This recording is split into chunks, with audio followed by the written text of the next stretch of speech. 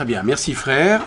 Donc il me revient à l'honneur, et c'est une joie sans mélange, que de présenter mon ami Pierre Gaudichaud pour la conférence de ce soir.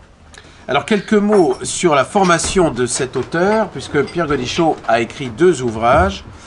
L'auteur de Formation économique, je lis la 4e de couverture du livre, ce sera plus simple, a tenu divers postes au ministère de l'économie et des finances, notamment à la direction générale de la concurrence et de la consommation, puis à la direction générale du Trésor et de la politique économique, et enfin à la direction générale de la compétitivité, de l'industrie et des services. C'est pour vous dire qu'il faudra lui pardonner beaucoup de choses.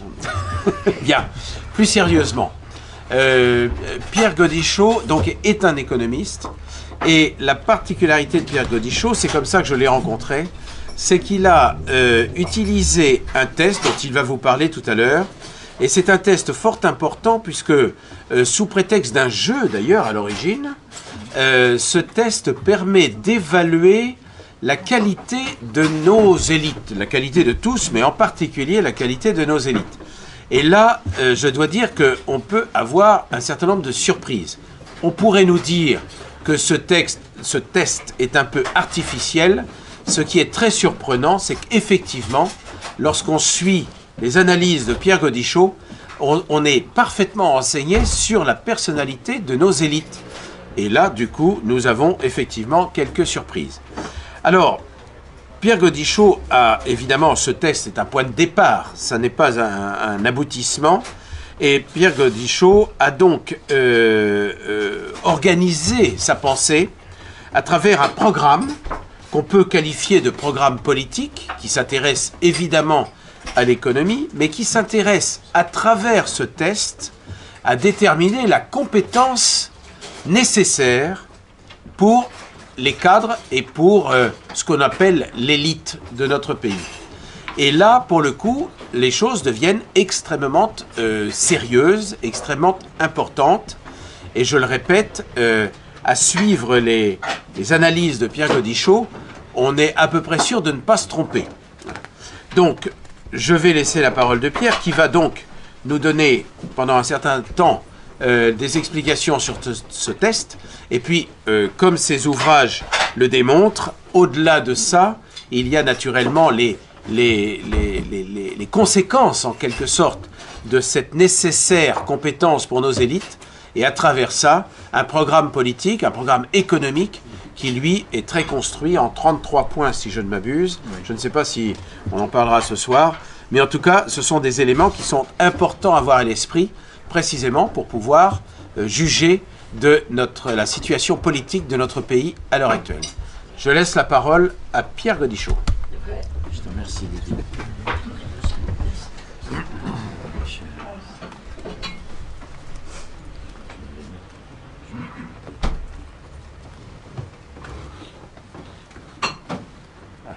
C'est parti.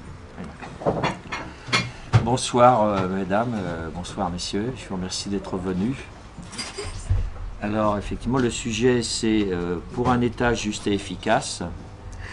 Alors je ferai 2 parties. Alors une première partie donc c'est sur la compétence des hommes politiques nécessaires pour mettre en œuvre un État juste et efficace.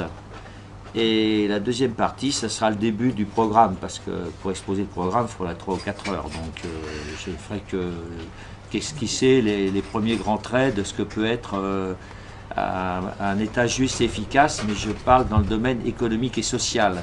J'exclus la partie judiciaire pour cette fois-ci. Donc cet État juste et efficace se matérialise en particulier parce que j'appelle un nouveau modèle économique et social. C'est-à-dire que c'est à partir là, c'est d'une courbe, il y a un test et une courbe. En fait, mes livres, c'est la rencontre d'un test et d'une courbe qui ont alimenté au cours du temps mes réflexions sur ce que pourrait être un État juste et efficace. Donc, je commence par la première partie, donc la qualité des hommes politiques. Alors pour avoir un État juste et efficace, un peu comme en cuisine, il faut plusieurs ingrédients, comme je vous ai dit. Et le premier ingrédient, c'est d'avoir des hommes politiques qui sont à la fois compétents et justes. La justice étant un degré dans l'altruisme. C'est-à-dire, j'évalue les hommes politiques sous deux angles.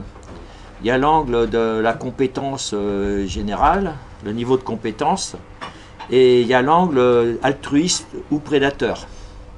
Parce qu'il y a des hommes politiques qui sont altruistes, d'autres prédateurs de nature, quoi, hein, qui sont, soit c'est de naissance, soit ils se sont forgés une nature de prédateur au cours du temps. Parce que j'ai du mal à croire que ce soit de naissance qu'on soit prédateur. Enfin, ça peut se discuter. Alors, pour la compétence des hommes politiques, j'ai utilisé un test, effectivement, comme disait Didier Rochard, qui s'appelle le test Levino, L-E-W-I-N-O. Alors, Walter Levino est né en 1924. Il s'est engagé à... Il est d'origine juive, hein, avec des origines anglaises et polonaises. Il s'est engagé en 1941 à 17 ans dans les forces aériennes françaises libres. Il a été navigateur de bombardier pendant plus de 3 ans. Il a fait 65 missions de bombardement sur l'Allemagne et en Normandie. Donc il a mis tout de même sa vie au bout de ses idées. Donc, ce qui fait que c'est tout de même quelqu'un, à mon avis, qui... Moi j'aime bien ce genre de personnes, hein, pour tout vous dire. Quelles que soient les idées qu'ils défendent à la limite. Alors, donc, je vais vous parler de ce test. Alors, il distingue chez les politiques, donc ce test est paru en 1986 dans le Nouvel Observateur. Donc, évidemment, c'est un journal que je ne lis pas habituellement, mais c'est un collègue de gauche qui me l'a fait faire, hein, au ministère. Alors, il distingue, vous avez tous entendu parler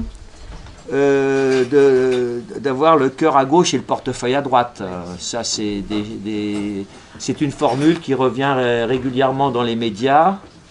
Alors, moi, l'origine de la formule, d'après ce que j'en sais, ce serait le philosophe Alain, dans les années 30, qui aurait dit, en parlant des radicaux socialistes, cœur à gauche, portefeuille à droite, toujours près de l'assiette au beurre.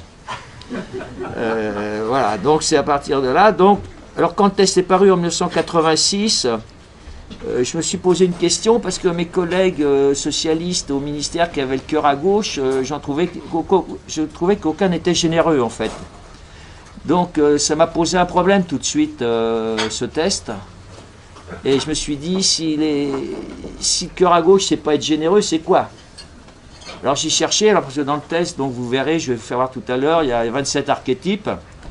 Et les 9 archétypes qu'ont le cœur à gauche, il n'y en a aucun qui est généreux vraiment de lui-même, quoi. Il est généreux, ils sont généreux avec l'argent des autres, quoi.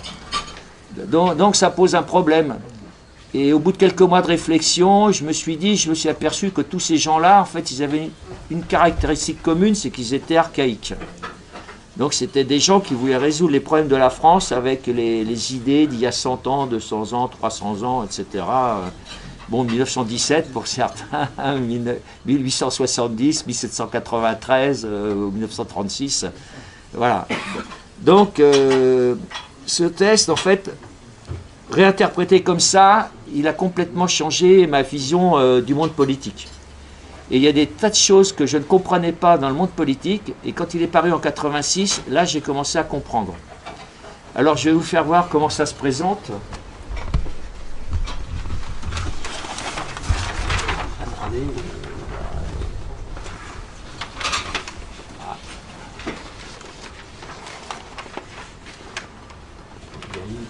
Voilà. De l'hébreu. Je ne sais pas si les gens peuvent voir. Ouais, voilà. Alors, en fait, à cœur et tête, Levino, il a rajouté là, cœur et portefeuille. C, c'est le cœur. Oh, c'est écrit un peu vite. P, c'est le portefeuille. Et T, c'est la tête. Il a rajouté la tête.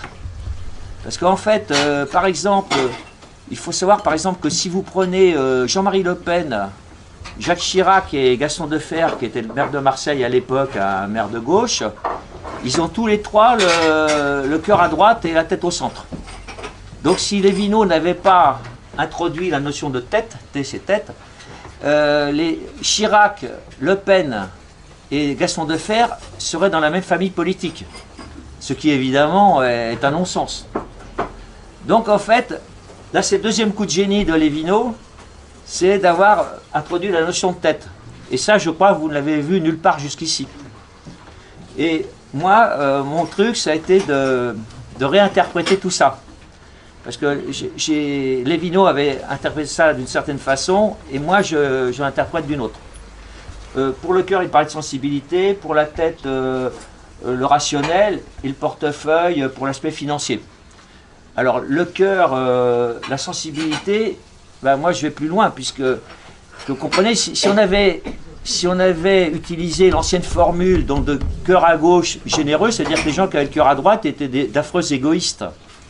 Or, moi, j'ai du mal à croire que les gens qui sont ici, beaucoup ont le cœur à droite, certainement, ils sont d'affreux égoïstes. Donc, à partir de là, on renverse la vapeur. C'est-à-dire c'est la révolution copernicienne qui permet de réhabiliter la droite, en fait, d'une certaine façon. C'est-à-dire, si on dit que d'avoir le cœur à gauche, c'est archaïque, le cœur à droite, c'est créatif. Donc, ce qui dans l'ancienne acception était négatif pour la droite, en réinterprétant comme ça devient positif. Et la droite, en étant créative, la créativité, pour moi, fait partie de la compétence. C'est un élément de la compétence. Parce qu'en fait, Pau, là, ça veut dire potentiel. Potentiel. C'est-à-dire cœur plus tête, et corps plus tête plus portefeuille égale le potentiel. Alors, la tête, alors quand on a le cœur à droite, donc on est créatif. Le cœur au centre, on est entre les deux, on n'est ni créatif ni archaïque, on est entre les deux, on essaie de se tenir au courant de ce qui se passe dans ce secteur. C'est un médecin qui se tient au courant des dernières thérapies, quoi, qui feuillette de temps en temps les revues médicales. Voilà. Alors, et donc là, le cœur à gauche, j'ai dit donc des archaïques. Alors après la tête à droite, c'est les gens qui sont aptes à commander, qui ont le sens de l'autorité. Or par exemple, dans les présidents de la République française depuis 1958, il y en a qu'un qui avait la tête un peu à droite, c'est De Gaulle. Sinon tous les autres avaient la tête au centre. Donc ce n'étaient pas des gens d'ordre. Ce qui peut expliquer des tas de choses, par exemple l'immigration incontrôlée et les déficits budgétaires. Parce qu'en fait, le déficit budgétaire et l'immigration incontrôlée ont la même cause. Ce sont des gens qui n'ont pas d'autorité. Et j'ai trouvé que le test Lévineau permettait de matérialiser, vous voyez, schématiquement, ça fait un schéma qu'on peut mettre sur une page, tous les défauts quoi, de la classe politique actuelle. C'est ça que j'ai trouvé aussi génial, c'est un troisième coup de génie quoi, du type. Alors, la tête à droite, donc c'est aptitude à commander. Alors, plus elle est à droite, plus on peut commander à un échelon élevé. Alors, le général, il a la tête plus à droite que le colonel plus à droite que le commandant, et le commandant plus à droite que le capitaine, ou le sergent. Et tête au centre, c'est les gens disciplinés, donc qui sont aptes à des travaux d'exécution. Et la tête à gauche, ce sont ce que j'appelle les bordéliques, quoi. C'est-à-dire les gens à qui on ne peut pas faire confiance, quoi. Mais il y en a eu dans les ministres, hein, rassurez-vous. Comme vous allez le voir tout à l'heure. Alors, ensuite, le portefeuille à droite, donc c'est les gens qui effectivement veulent gagner de l'argent, mais c'est pas forcément négatif, parce que ça peut être aussi qu'ils ont des capacités commerciales, financières, économiques, hein, macroéconomiques, etc. C'est pas forcément négatif d'avoir le portefeuille à droite, hein. Dans un premier temps, parce que vous allez voir après que tout de même, s'il y a des cas où ça peut être tout de même ça peut poser un problème. Alors le portefeuille au centre, c'est des gens qui cherchent à avoir un revenu normal, moyen, autour du revenu médian, hein, qui est le revenu moyen, quoi. Et puis le portefeuille à gauche, bon, c'est les gens qui visent un petit revenu ou alors qui sont paniers percés. Dans certains cas, ce sont les paniers percés, quoi. Il y en a eu aussi dans les gouvernements. Alors après, donc, non, je vais continuer là.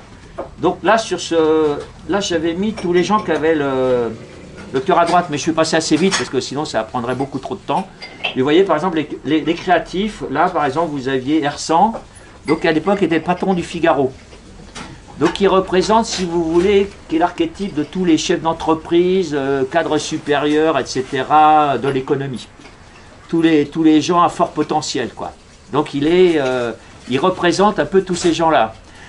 Alors, donc il est à la fois créatif, capable de diriger et capable de gérer, quoi, de gérer, de comprendre la finance. Parce que la finance, il faut la comprendre tout de même, malgré tout. Et donc ça, c'est l'élite du pays. Mais alors, je vous le dis tout de suite, c'est sous une condition, c'est que cœur plus tête soit supérieur à portefeuille. C'est le signe, la supérieure. Parce que quand cœur plus tête, qui sont les composantes non financières, est inférieur à portefeuille, ce sont des prédateurs. Et quand c'est supérieur à portefeuille, ce sont des altruistes. C'est à ce niveau-là qu'intervient l'altruisme. Et non pas d'avoir le cœur à gauche. Donc je renouvelle complètement en fait, la vision de la vie politique française. Et je pense que c'est pour ça d'ailleurs que mes bouquins n'ont pas été acceptés à certains endroits. Hein. Parce que ça leur faisait un peu trop mal, quoi. Bon, ensuite, donc, vous aviez la catégorie juste à côté, Le Pen. Alors dans le test, Le Pen c'est le deuxième à droite, juste après Hersant. Mais c'est pas le plus à droite. Quand les journalistes disent extrême droite, c'est pas vraiment, c'est un terme qui est utilisé, bon, depuis 45, bon, ou même avant. Mais en fait, non, c'est pas les gens les plus à droite sur l'échiquier politique. Parce que les Le Penistes ont le portefeuille au centre. Et ça, c'est l'archétype des militaires en général. Cœur à droite, créativité, ou des directeurs de recherche au CNRS. Créativité, capacité à organiser, et qui ne demandent pas qui n'ont pas de visée financière en fait. Les Le Penistes, bon, moi j'ai constaté hein, en les fréquentant que en général, ce sont tous des gens altruistes en fait. Mais leur problème vient à un autre moment. Mais là, à ce niveau-là, il n'y a pas de problème. Etc. On pourrait continuer. Il y avait Pierre Fitt, donc à l'époque, il était ministre de Giscard, donc aussi le cœur à droite, la tête au centre, portefeuille à droite. Alors il y a un problème chez Pierre Fitt, c'est qu'il a la tête au centre. Donc un ministre qui a la tête au centre, alors ça s'est manifesté quand il était ministre de la Justice de Giscard. Pierre Fitt voulait renvoyer les immigrés chez eux. Mais au lieu de prendre un décret en disant, bon voilà, les immigrés qui sont maintenant en France depuis, postérieurement en 1975 par exemple, sont renvoyés chez eux, il leur a donné de l'argent pour partir. Voilà. Et bien ça c'est typique de quelqu'un qui a le portefeuille à droite. C'est-à-dire il n'a pas usé de l'argument d'autorité, mais de l'argent, enfin financier. Ça, c'est typique des gens comme Pierre Fitt. Alors là-dedans, il y a Balladur, il y a Sarkozy et des gens comme ça. Et puis ces ministres, Guéant, Hortefeux et des gens comme ça, quoi, qui sont là. Quoi. Ensuite, vous avez Bijard. Alors Bijard, quel cœur à droite, la tête droite, portefeuille à gauche. Alors là, c'est la catégorie des naïfs. Des tempérament et naïveté. Alors là, Bijard, bon, c'est le gars qui est le colonel qui va dépenser la moitié de sa paye à prendre un pot avec ses soldats, quoi. C'est le père du régiment, quoi. Qui va le soir, après le baroud, dans les Aurès, il va faire un bon pot avec ses subordonnés, quoi. En allant même jusqu'au sergent, éventuellement, quoi. Voilà. Après, vous avez Chirac, etc. Alors là, on arrive dans les gens, évidemment... Là, Chirac, vous avez Chirac, évidemment ça vous intéresse, Chirac, cœur à droite, tête au centre, portefeuille au centre. Alors déjà, c'est dans la compétence, dans le total, ça devient beaucoup plus bas. Par rapport à ceux d'avant, ceux-là, là, Chirac, je lui ai mis 14, alors que, bon, par exemple, Hersant pouvait être à 30 ou 40 dans le test, parce que ça va de 40 à droite à 40 à gauche. Alors, les politiques, de toute façon, sont très loin des grands cadres du privé. Hein. Les PDG du CAC 40 ou des SB 120, dans le test Levino, ils sont à 35, 40, 45. Et les politiques, ça culmine à 19. Moi, je n'ai pas trouvé à plus de 19. Donc, ils sont très, très en dessous des grands cadres du privé et des grands patrons, quoi. Contrairement à ce que les gens pensent. Quand on dit Macron est au service des banques, mais c'est vraiment un petit larbin, quoi. Hein. Voilà. Ensuite, bon, les autres sont moins intéressants. S'il y a Léotard qui a tout de même été ministre de la Défense, qui a certes le cœur à droite et le portefeuille à droite, ça, les affaires de Fréjus l'ont démontré, mais il a la tête à gauche. C'est un bordélique, c'est-à-dire, Balladur avait mis un bordélique ministre de la Défense. Et ça, moi, le test existait déjà quand il était ministre. Effectivement, chaque fois chaque fois que Léotard était en désaccord avec, avec Balladur, il envoyait un article au Monde, au journal Le Monde, pour se plaindre de Balladur. C'est-à-dire, au lieu de laver son linge sale en famille, il écrivait aux journaux de gauche pour dire voilà, je ne suis pas d'accord avec Balladur. Balladur apprenait ça le lendemain matin en lisant son journal. Voilà, c'est comme ça que ça se passait. Voilà, alors après, il y a Defer, si, bon, c'est intérêt de faire parce que là, c'est l'archétype des comiques. Defer est un comique, c'est vrai que la première fois que j'ai entendu à la télé, moi en 1962, j'avais 13 ans, je me suis dit, mais celui-là, c'est qui tout de même? Franchement, je trouvais, il arrivait à peine à articuler 2 mots. Je me suis dit, comment il a pu être ministre, ce gars-là? Il arrive à peine à bredouiller 2 mots devant une caméra. Je me suis dit, c'est pas possible. Et effectivement, bon, c'est un comique, quoi. Bah, au ministère, on en a eu un grand comique, c'était Charras. Vous savez que c'est bretelles. L'homme aux bretelles, bah, c'était catégorie de fer. C'était ça, qui faisait résonner ses bretelles là, au bureau, quoi. Bon, alors là, ils sont dans, la note est très très basse hein, pour cela. Hein, je veux dire, c'est vraiment la note. Oui. Après, oui. Alors Delors, oui, j'ai mis Delors aussi. Bah oui, Delors, oui. Alors Delors, Jacques Delors, donc qui est loué par tous les médias. Et ben, il a le cœur à droite, figurez-vous, parce que justement, c'est là que le test est intéressant aussi, parce qu'il y a des gens de gauche qui ont des composantes de droite. Et il y a des gens de droite qui ont des composantes de gauche.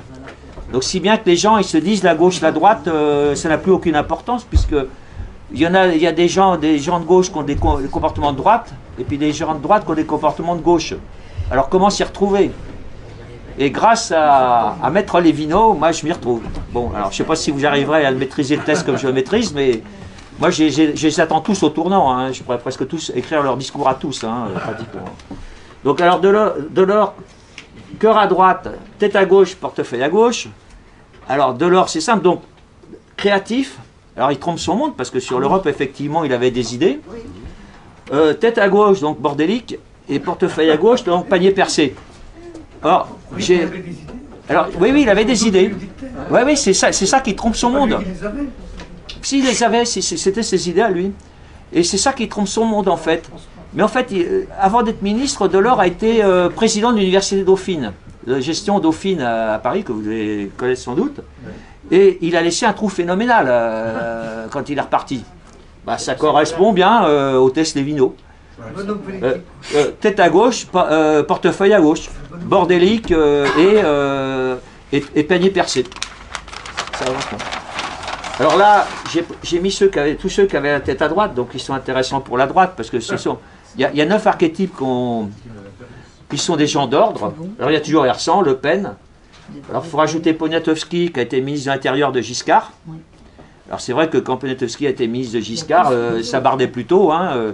Moi je me souviens quand je suis arrivé à Paris pour mon stage dans l'administration, je prenais le train à Montparnasse.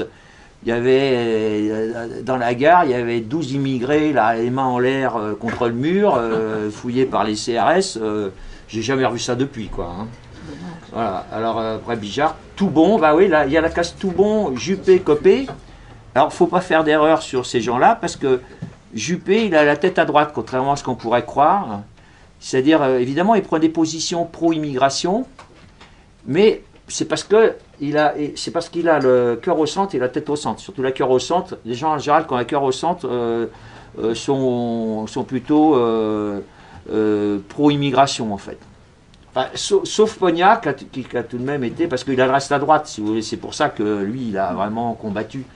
Mais alors, Juppé, par exemple, vous prenez Juppé, certes, il ne se bat pas contre l'immigration, mais je vous garantis que si vous montez les marches de l'hôtel de ville de Bordeaux avec lui et que vous laissez un mégot de cigarette sur les marches de l'hôtel de ville, il va vous passer un savon. Parce que c'est tout là la pète sec. Hein. Donc, comment? Vous êtes noir, non. Donc, Juppé, et ça, le symbole de ces gens-là, c'est fougue et maladresse.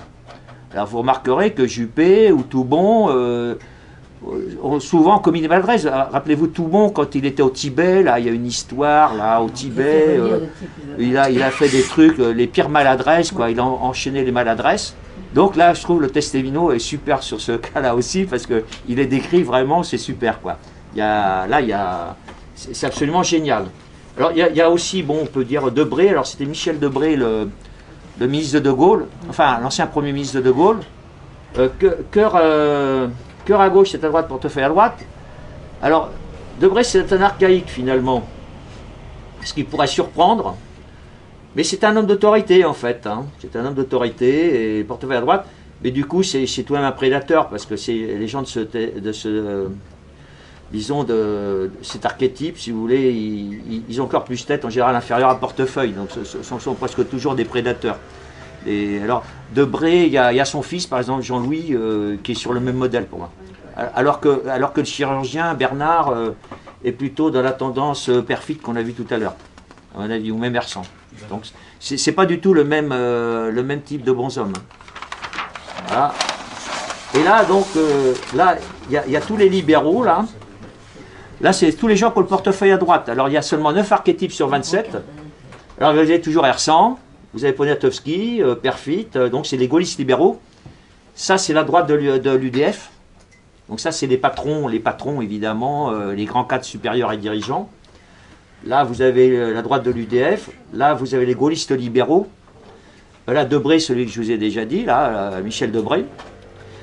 Léotard. Mais ça, c'est les anarcho-capitalistes, ce qu'on peut appeler les anarcho-capitalistes, c'est-à-dire les gens... Les libéraux bordéliques, c'est-à-dire refus systématique de l'État, quoi. Même si l'intervention de l'État est justifiée, ils la refuseront. Donc ça, c'est encore un cas particulier. Giscard, ah oui, alors là, Giscard, évidemment, celui-là, je me le réserve. Parce que, si vous voulez, en fait, pourquoi le test m'intéressait, c'est à cause de Giscard au départ. Hormis mon chef, évidemment, qui était dans la case Hersan, qui m'a converti à la droite. Parce que c'est là que j'ai compris, quand le test est paru, j'étais centriste.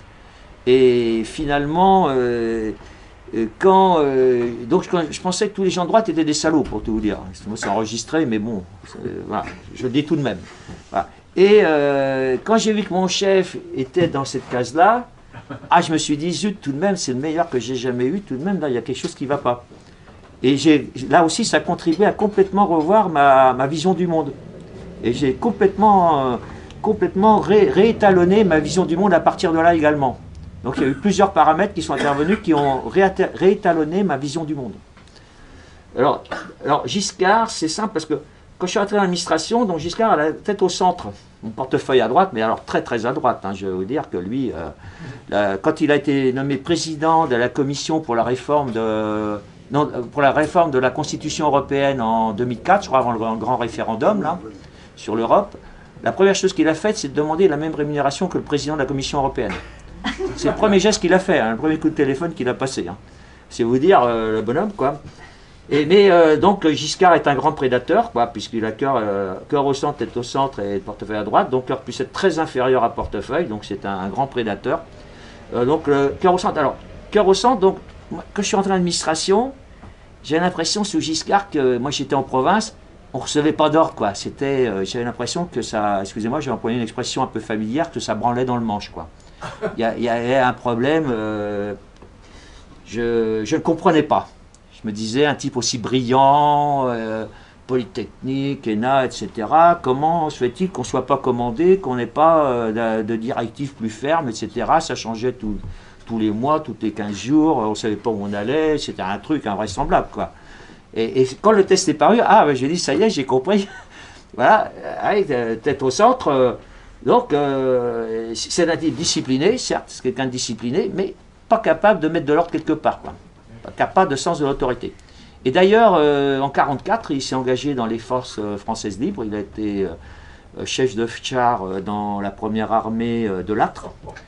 Mais il n'a pas dépassé le grade de caporal-chef. Donc, ce qui correspond exactement à sa compétence. À sa note de cœur, à deux têtes.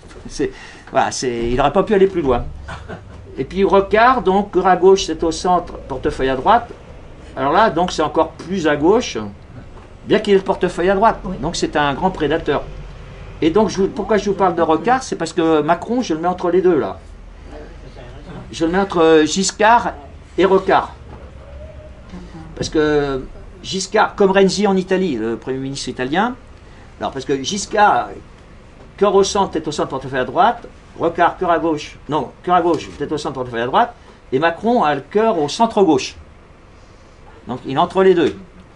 Et donc la devise, enfin, Lévineau a mis une formule pour chaque archétype. Hein. Si vous achetez mon bouquin, vous verrez, parce que je ne peux pas tout vous dire. Alors pour Giscard, c'est fatuité et désarroi. Fatuité, ah oui. Et pour Rocard, c'est espoir et déception. Alors vous remarquerez, j'ai entendu un reportage sur Mayotte il n'y a pas longtemps. Un ancien préfet de Mayotte qui retournait là-bas, il a dit, ah oui, les gens sont dans le désarroi le plus complet à Mayotte.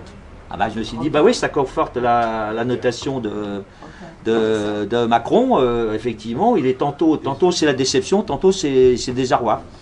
Un coup c'est la déception des gens, un coup le désarroi. Je parle de ceux qui ont voté pour lui, hein, essentiellement. Parce que il y en a d'autres qui le connaissaient, qui soit ont voté pour quelqu'un d'autre ou n'ont pas voté. Et puis il y a des gens qui n'ont rien à droite. Il y en a un certain nombre qui n'ont rien à droite. Alors il y a Barre qui a tout au centre. Oui, un vrai centriste, mais rassurez-vous, il y a, à mon avis, il y a plus de 50% des Français qui sont barristes, hein, qui sont centristes. Hein, ensuite, vous avez Bérégovoy, qui est au centre portefeuille à gauche. Chevènement, bon, Fabius, Mauroy. Après, Juquin, c'était un communiste réformateur. Et puis, Marchais, bon, ben, c'est stalinien, quoi. C'est Staline est là, quoi. Les staliniens, les Marchais, ils sont disciplinés. Ils ont le cœur à gauche et un portefeuille à gauche, mais ils sont disciplinés, ils ont la tête au centre.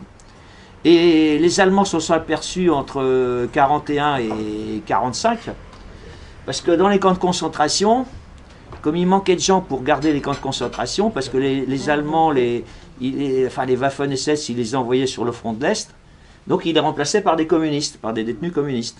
Ils fonctionnaient pratiquement qu'avec des communistes, parce qu'ils savaient que c'était des gens disciplinés, qui allaient obéir aux ordres. Hein, c'est comme ça que Marcel Paul, donc, qui est devenu ministre communiste après la guerre, a sauvé Marcel Dassault, parce qu'il s'occupait des cuisines. Marcel Paul s'occupait des cuisines, et puis des affectations dans les commandos. Parce que j'étais moniteur, moi, en fac à Rennes, donc en 72, 73, quand j'étais en DES. Et le responsable de la DOC était un ancien déporté de Buchenwald. Et il m'a expliqué, quand on est sorti de Buchenwald, moi et mon père, on pesait 38 kilos. Hein, et Marcel Paul, il était gras comme un cochon. J'emploie exactement ces termes. Marcel Paul était gras comme un cochon. Voilà, et ça a été confirmé par d'autres récits que j'ai eus par ailleurs. Et Didier, tu connais la question aussi. Voilà, donc voilà en gros le test Lévineau. Alors, ça c'est la... Et avec mon interprétation. Donc vous voyez, pour être à l'efficacité, ah oui, alors après on va mettre les notes, voilà. Voilà. Alors, ça commence là. Alors là, je me suis amusé. Alors, donc, comme je vous ai dit, on peut attribuer une note de cœur, une note de tête, une note de portefeuille. Et je me suis amusé au fil du temps à étalonner les notes. Alors, les notes concernent les 7-8% de la population, hein, les plus performants. Hein. Je ne me suis pas intéressé aux notes en dessous, quoi. C'est les notes des gens qui commencent à apparaître dans le Gotha, quoi. Enfin, dans le bottin, si vous voulez, des gens un peu compétents, quoi. Et là, j'ai mis première note, donc c'est... alors j'ai mis à 11, alors faut déjà, j'ai à côté adossé un QI de 121, donc déjà c'est les 8% les plus intelligents, hein, déjà. Et là, donc, j'avais mis Obama. Obama, c'est un giscardien au petit pied, quoi, en fait. Là, je ne l'ai pas mis là, mais bon, voilà, Wauquiez doit être à peu près dans ces eaux-là aussi. Le patron de LR, quoi. Donc, j'ai mis à l'aise. À l'aise. Ensuite, à 12, j'ai mis c'est lire, écrire, compter. C'est-à-dire, une fois j'étais à un marché public de l'armée, j'ai un capitaine à côté de moi, il m'a montré ces 3 barrettes, lire, écrire, compter. Voilà, c'est exactement ça. Mais attention, lire, c'est lire entre les lignes. Hein. C'est pas annonner, lire un texte, annonner. Non, c'est lire entre les lignes. C'est-à-dire, dans l'administration, on apprend à lire entre les lignes. ce que je disais la dernière fois à la présentation devant l'ALS, quand on reçoit des directives dans l'administration, des circulaires, etc., il faut savoir lire entre les lignes. Parce que ce qui est écrit par l'énarque de service n'est pas forcément compréhensible par le commun des mortels. Donc il y a un chef qui a au moins 12 de potentiel dans le Lévino, qui est là pour traduire, remâcher ça pour les subordonnés, pour qu'ils comprennent qui doit vraiment aller contrôler, vous voyez, ou, etc. Puis comment ils doivent les contrôler, etc. Ça n'apparaît pas forcément dans les propos de l'énarque de service. Donc il faut vraiment, là, déjà on arrive dans les 7% les plus intelligents. Là. Après, dans 13, j'ai mis c'est parler. Alors c'est très intéressant parce que tous les leaders de l'UMP, donc maintenant c'est devenu LR, sont presque tous agglutinés à 13 là. Vous prenez Fillon, Copé, Juppé, NKM, Villepin, Barouin, etc. Je les mets tous à 13 là. Ils sont tous là quoi. Et puis il y en a d'autres quoi. Le député moyen de l'UMP il est là, il est à 13. Après j'ai mis 14, j'ai mis ponctuel. Je sais pas pourquoi l'idée m'est venue, parce que je trouvais qu'ils étaient un peu mieux quoi. J'ai mis Chirac à 14. Après 15, alors. Oui, je suis indulgent pour Chirac, bon, c'est peut-être sa grande taille, je sais pas. Bon, ensuite 15, alors, travail de lui-même. Alors, en dessous de 15, c'est des gens qui sont dans la réaction. Alors, j'invente une nouvelle définition de l'action et de la réaction. Là, ceux qui sont dans la réaction, c'est vraiment pas des avions à réaction, puisque c'est des gens qui réagissent aux événements. C'est-à-dire, ce ne sont pas les gens qui créent les événements, ce sont les gens qui réagissent à l'événement.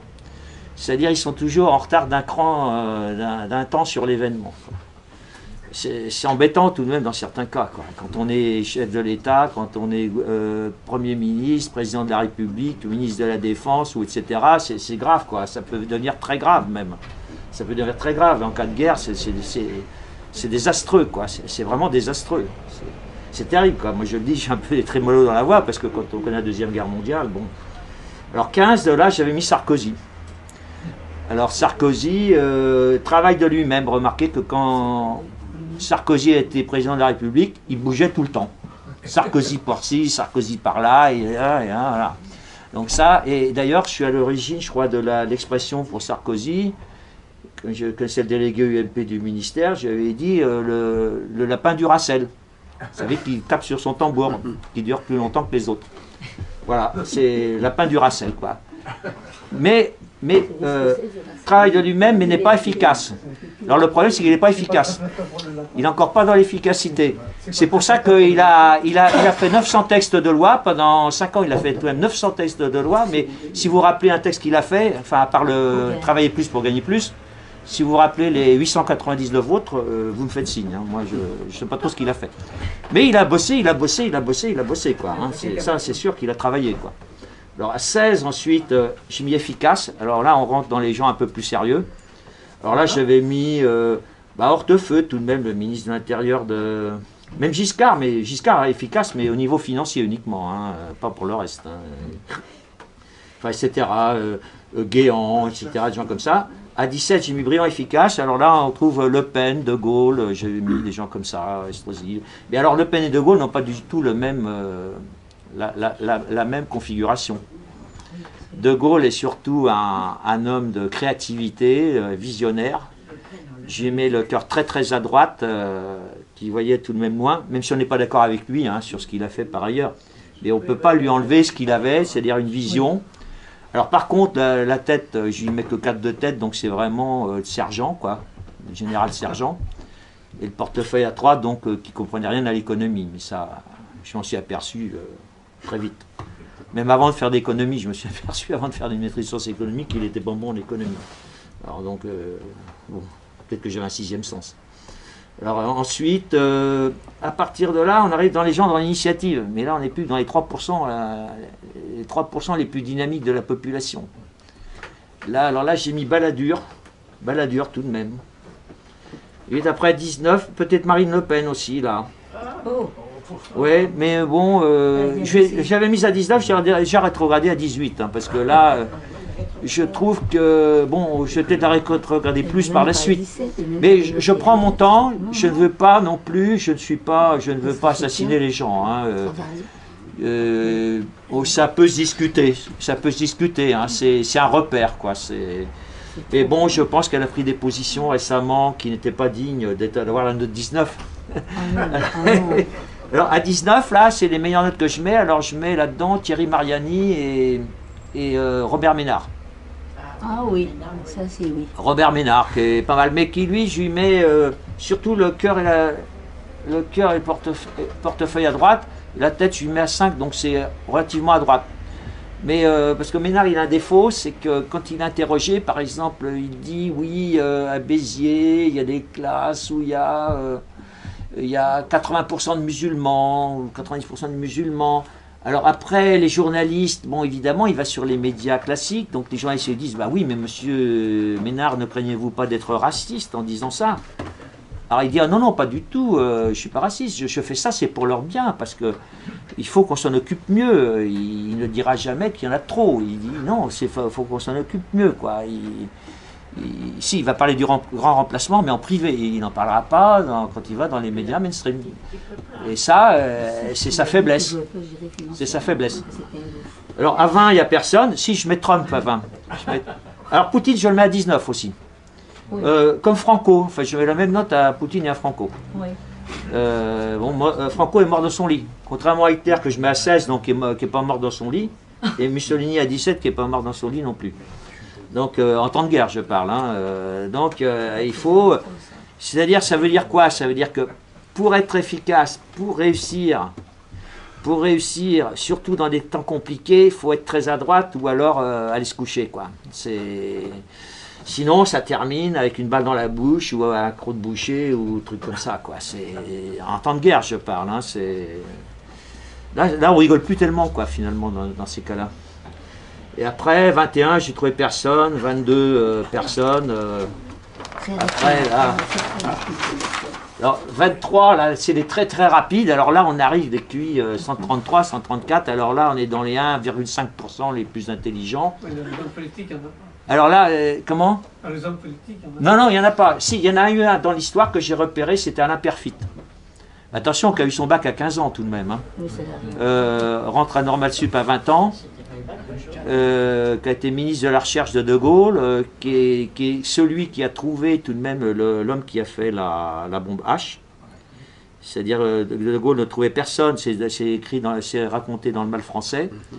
De Gaulle ne trouvait personne, même dans les hauts fonctionnaires, enfin les polytechniciens, tout ça, il ne trouvait personne pour fabriquer la bombe H. Et c'est Perfit qui l'a trouvé. Hein. Au bout de quelques semaines de recherche, il a trouvé un X-Pont qui a constitué une équipe, ils ont fait la bombe H en 18 mois. Ce qu'aucun grand pays pensait qu'on pouvait faire. Donc lui, Perfit, et on peut dire qu'il est à l'origine, enfin il a permis que la France accède à la bombe H. Enfin, sur volonté de Gaulle tout de même. Mais sans lui, je pense qu'on l'aurait eu peut-être, mais beaucoup plus tard. Donc c'est là que vous voyez qu'il y a une problématique qui se met en place. C'est-à-dire que quand on veut avoir des résultats rapides, efficaces et pour la grandeur du pays, etc., il faut être un potentiel assez élevé. Et j'ai mis, si vous voulez, en face, j'ai mis à 22 le sans faute politique. Et sans faute politique, il faut être très rapide et abandonner la langue de bois. C'est-à-dire pas de langue de bois. Et dire la vérité, toujours la vérité, comme j'essaie de vous le faire ici. Il faut toujours dire la vérité, parce que même si pendant un certain temps vous êtes un peu mis de côté, à un moment donné, je pense que ça finit par ressortir, quoi, que vous finissez par ressortir de l'anonymat. C'est un peu le message qu'a transmis Steve Bannon au congrès du FN récemment. On leur a dit, n'ayez pas peur de ceci, cela, je ne dis pas les termes, mais enfin bon, parce que Trump est à 20, donc déjà, c'est tout de même au-dessus de Jean-Marie Le Pen. Donc, Trump est au-dessus de Jean-Marie Le Pen et de Marine. C'est ce qu'il faut voir. Hein. Il a le portefeuille un peu à droite, donc c'est un ressentiste. C'est mon livre qui est paru en 2014 annonçait Trump en fait. C'est-à-dire je ne connaissais pas Trump, mais Trump est dans la catégorie de gens dont je pensais qu'il sauverait la France. Alors il y en a déjà un qui est arrivé aux États-Unis, il n'est pas exactement là où je voudrais, puisqu'il est à 20. Qu'à 20, il jouerait à 22, donc sans faute politique. parce qu'il fait tout de même quelques bêtises, je ne sais pas si vous vous en rendez compte, parce qu'on dit les médias, mais enfin bon, il n'y a pas de fumée sans feu, il y a tout de même quelques histoires dans l'histoire de Trump. Je ne vais pas raconter d'histoires, enfin bon, vous lisez les journaux et vous verrez.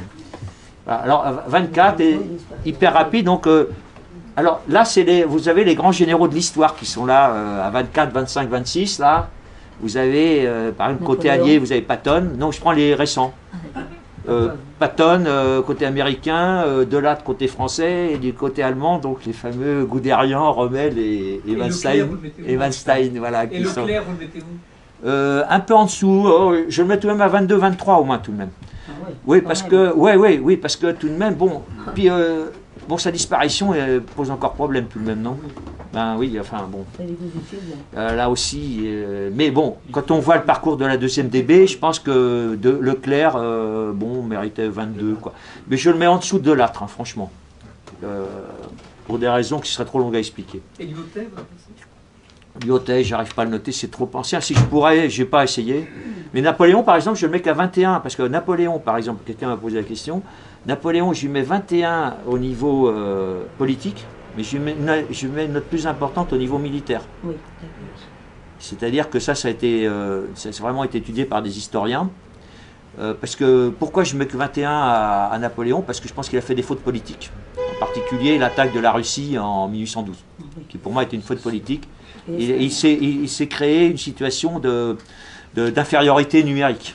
En attaquant la Russie, il s'est retrouvé dans une possibilité d'infériorité numérique et de faire la guerre sur deux fronts. Il la faisait en Espagne contre l'Angleterre et en Russie de l'autre côté. Donc un jour ou l'autre, toute personne qui fait la guerre sur deux fronts finit par être battue. Et l'Espagne? Oui, voilà. Bon, alors, vous voyez, moi j'ai mis jusqu'à 29, mais ça va jusqu'à 40. Plus loin, par exemple, j'ai mis à 35 le sans faute scientifique, 36 sans faute technique, etc. C'est pour les très grands scientifiques. Bon, comme il y en a eu dans le passé, quoi. Mais bon, déjà pour la politique, si on arrivait déjà, alors j'ai mis 28 sans faute tactique, 29 sans faute stratégique. Mais déjà, la politique arrive à 24-25, c'est déjà pas mal, parce que vu la situation actuelle, qui sont plutôt à 13 ou 14 ou 15, vous voyez, ils sont vraiment très en dessous. Alors ça, c'est pour l'État efficace. Vous voyez, si les gens qui sont en place, ils sont 10 points en dessous dans le test de ce qui devrait être, quoi, de ce qu'il faudrait. Moi, on aurait 20, 25 personnes, vous voyez, 24, 25, 26, 27 par là. Bon, la France, elle repart comme un boulet de canon, quoi, je vous le dis tout de suite. Moi j'ai un collègue que j'ai noté, là, qui est inspecteur des finances, qui a 26, je crois, dans le test, qui était sous-directeur des douanes. Il y a des interviews de lui encore sur Internet. Il s'appelle Henri Havard. Je ne sais pas s'il y a encore cette interview, mais vous écoutez une interview de lui de 10 minutes et vous verrez ce qu'il a dans le coffre. Hein. Un type qui a 26 dans le test Evino. Alors je ne vous dis pas, la ministre de l'Intérieur, je vous dis que ça irait. Alors là, ça va le sort. Hein. Je vous dis pas, hein, mais ça serait quelque chose d'extraordinaire, quoi, etc. Bon, voilà. Mais bon, pour le moment, vous voyez, je suis en phase exploratoire, parce que là, ce que je vous dis, c'est peu de gens l'ont dit, quoi. Je suis un des premiers à le dire. Alors, est-ce que ça fera école? J'en sais rien. Donc ça, c'est la partie efficace, donc telle que je la conçois par le test Evino. Alors ensuite, donc là, non, on va laisser oui, tout de même. Oui, alors après.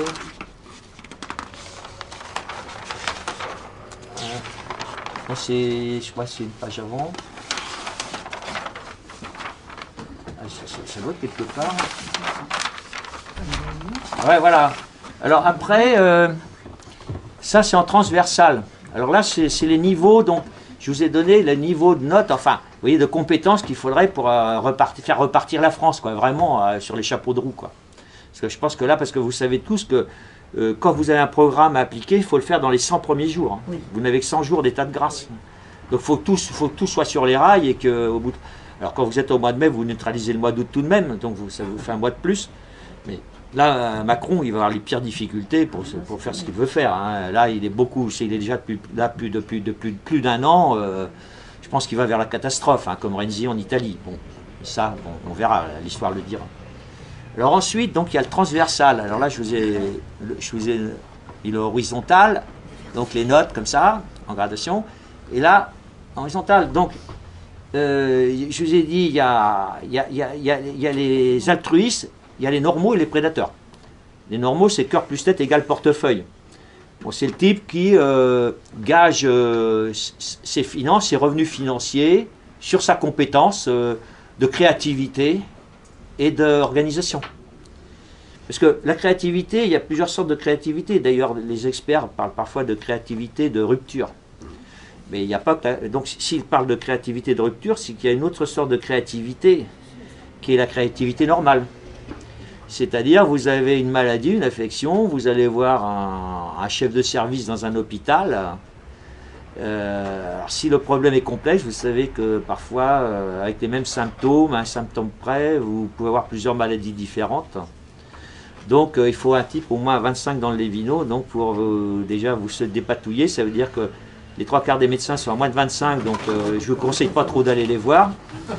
Mais ça, c'est un peu... Il faudrait généraliser cette notation aux médecins pour que les gens se fassent une idée. Voilà, donc, je disais... Donc, la créativité, c'est ce chef de service qui va inventer la solution pour vous soigner. Parmi un panel de solutions possibles en fonction de votre symptôme. C'est la créativité de tous les jours. Ou un cadre supérieur d'une entreprise, par exemple pour développer un cadre commercial, pour développer le chiffre d'affaires de son entreprise, il va inventer un programme marketing, etc., de diffusion des produits, quel média il faut utiliser, etc., pour vendre au mieux les produits. Donc c'est tout ce qui est créativité. Et l'organisation, alors la tête à droite, ce qu'il faut voir aussi, ça a une autre signification, c'est que quand vous êtes à un niveau de responsabilité très important, vous devez filtrer les informations. C'est-à-dire une personne, mettons un général ou un directeur d'entreprise, il a les multiples informations qui lui arrivent de ses subordonnés, et il doit pouvoir être interface de tous ses subordonnés.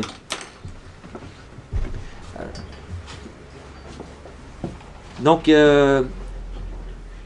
ça, mais c'est une composante non financière. C'est-à-dire que il le fait...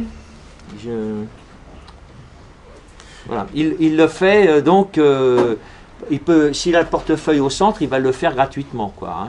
La composante financière, c'est vraiment le portefeuille. Alors, pour arriver à la justice, si vous voulez, alors il y a plusieurs sortes de justice. Alors je vais vous parler de justice. Alors il y a trois notions de justice que je connais, mais il y en a peut-être d'autres. Il y a la justice, parce que c'est là on sort de la compétence, on arrive dans l'efficacité, on arrive dans la justice. Vous avez la justice distributive, la justice commutative et la justice redistributive. Alors, la justice commutative, c'est la justice dans l'échange des marchandises et des biens et services. C'est-à-dire, elle est assurée en général par le marché. C'est-à-dire, on suppose que quand vous achetez quelque chose à un prix indiqué, c'est que vous êtes d'accord avec le prix. Donc, on considère que la justice commutative est remplie. Ensuite, vous avez la justice distributive. Ça concerne les salaires dans les entreprises. C'est-à-dire la justice distributive est considérée comme remplie quand le patron et l'ouvrier, l'employé sont d'accord sur les termes du contrat de salaire financier et les conditions de travail. Et il y a une justice redistributive qui est là est plus compliquée. C'est une notion intermédiaire entre... Alors pour moi, la justice distributive et redistributive, c'est pas la justice chrétienne. C'est une autre justice, c'est une justice laïque en quelque sorte. C'est une justice profane, disons profane. C'est-à-dire, pour moi, dans les vertus cardinales, c'est la tempérance. C'est-à-dire le marché contraint le commerçant à être tempérant. C'est-à-dire par la concurrence, quelqu'un qui voudrait vous vendre un produit à 100, mais que le vrai prix est plutôt 90, s'il a un concurrent qui s'installe à côté qui vend à 90, s'il veut vendre, il est obligé de suivre. Donc c'est en cela que le marché, tout de même, pour un chrétien, est acceptable, parce qu'il conduit à la tempérance des acteurs du marché. Et, par contre, la justice redistributive, c'est plus compliqué. Pour moi, c'est une notion intermédiaire entre ces deux justices-là, commutative et distributive, qui sont égales à la tempérance. c'est une notion qui est entre donc, la tempérance et la charité. Parce que dans la gradation des vertus, alors là, j'ai dû oublier de la mettre, mais c'est. Bon, je crois que j'ai oublié. Donc vous avez les 4 vertus cardinales, vous avez la tempérance. Non, non, je ne crois pas qu'elle y est. Oui, voilà, oui, c'est là, voilà. Oui. Alors, je n'ai pas mis les premières, oui, voilà, vous avez le courage, c'est ça, voilà, tempérance. Après, vous avez le discernement. Alors, le discernement, alors je considère, alors j'ai fait un rapprochement entre les vertus chrétiennes, enfin, cardinales, les vertus cardinales peuvent être. C'est-à-dire, un agnostique peut avoir les vertus cardinales. C'est-à-dire, c'est Dieu qui lui donne, il le sait. Ok, mais s'il obéit, du point de vue chrétien, il n'est pas dans le discernement. C'est-à-dire, il fait une chose que la morale réprouve. Alors, il peut être tempérant, c'est-à-dire ne pas voler les bijoux des gens qui sont exécutés. Mais le fait d'obéir, en principe, ça lui vaut l'enfer. En principe, s'il n'a pas le discernement, il se retrouve du mauvais côté de la barrière à la sortie. Ça, c'est pratiquement sûr. Sauf s'il se repent avant sa mort. Mais sinon, tous les gars qui ont fait ça, en principe, ou dans les camps soviétiques aussi, hein, normalement, c'est... voilà. Après, discernement, si vous voulez, c'est la parabole des vierges folles et des vierges sages. Hein, les vierges sages, c'est celles qu'on prévu pour la suite. Alors après, vous avez le courage. Alors, c'est pas tout d'avoir le discernement, il faut avoir le courage. Alors, c'est l'équivalent de la force dans les vertus cardinales. Force, courage, c'est un peu la même chose. Le courage est donné par la force, parce que la force, c'est une force, certes, enfin, dans ce sens-là, de la vertu de la force, ça peut être une force physique, mais c'est surtout une force morale, en fait, et même intellectuelle. Donc voilà, alors là, déjà, il faut avoir le courage d'appliquer le discernement. Enfin, quand on a discerné le bien du mal, il faut avoir le courage de l'appliquer. Hein, déjà, hein, sinon on peut se faire appeler Léon là-haut. Hein. Ensuite, un cran au-dessus, donc vous avez la justice dont j'ai parlé, la justice redistributive. Alors là, donc c'est une justice en fait qui a pour objectif de faire en sorte que les gens les plus fragiles de la société, c'est-à-dire les handicapés, les plus faibles, sauf que les tout petits culs, hein, ou les handicapés, que ce soit les débiles, hein, débiles légers, etc., qu'on aide par les CAT, les handicapés de naissance, mais aussi les handicapés à la suite d'accidents, etc.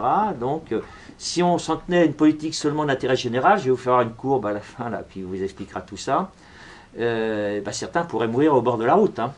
Alors, aux États-Unis, où il y a des cas comme ça, bon, où c'était plus libéral qu'ici, il y a des gens qui sont morts de faute de soins, hein, parce qu'il n'y avait pas ce dispositif donc de justice redistributive. Ça, c'est important, c'est-à-dire, la thèse de mes 2 livres, c'est je ne poursuis que la justice redistributive. Moi, je m'arrête là au niveau du rôle de l'État. Hein, c'est-à-dire la justice redistributive, ce qui est déjà pas mal, hein, parce que ça demande tout de même d'avoir de la tempérance, du discernement, du courage pour arriver à la justice. Cette justice redistributive qui permet aux plus faibles de survivre. Alors ensuite, vous avez les vertus théologales, la foi, l'espérance et la charité. Alors là, il faut avoir cœur peut-être beaucoup plus supérieur à portefeuille. Je parle dans les hautes sphères.